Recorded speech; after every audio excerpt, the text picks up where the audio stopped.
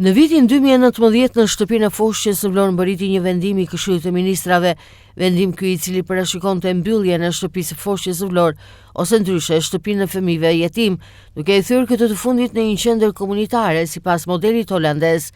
Më konkretisht të gjithë fëmijët do të largoheshin nga ky vend për të birësuar, disa në familje dhe disa të tjerë do të shkonin e do të riktheshin tek ato biologjike, duke pretenduar se në këtë mënyrë familja do të fuqizohej.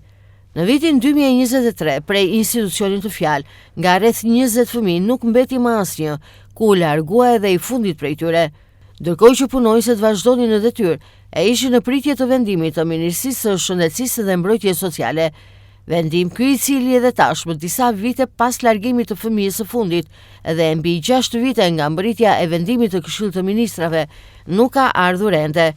Institucioni totalisht bosh nga fëmijët vazhdon ende të jetë në pritje të institucionalizimit dhe mbërritjes së udhëzimit. Jetimorja e Vlorës ka mbetur penge institucionalizimit, teksa institucioni tashmë mund të konsiderohet totalisht i mbyllur për shkak se nuk ushtron më as edhe një funksion në pritje edhe të vendimit të Ministrisë së Linjës. Për fëmijët të jepet të shërbim në komunitet apo edhe në familje, teksa në godinën pa shpinëstime nuk ka as edhe një fëmijë të vetëm.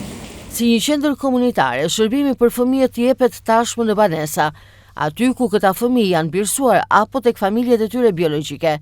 Shumë prej tyre vinë edhe të mësojnë në këtë qendër. Disa edhe strehojnë aty, por për maksimumin e afatit 6 mujor.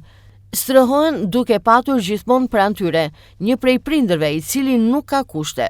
Ndërkohë pretendohet se për fëmijët në nevojë jepet edhe një ndihmë financiare, por impakti në realitet është thuajse zero.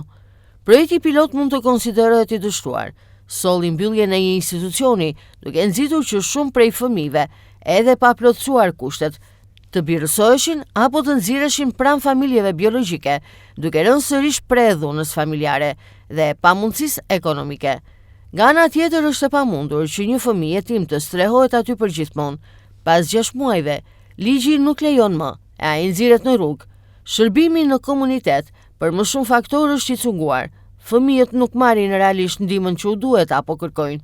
Kjo nismë ka dështuar, teksa nga ana tjetër godina po rënohet gjithnjë më tepër, duke shkuar drejt degradimit.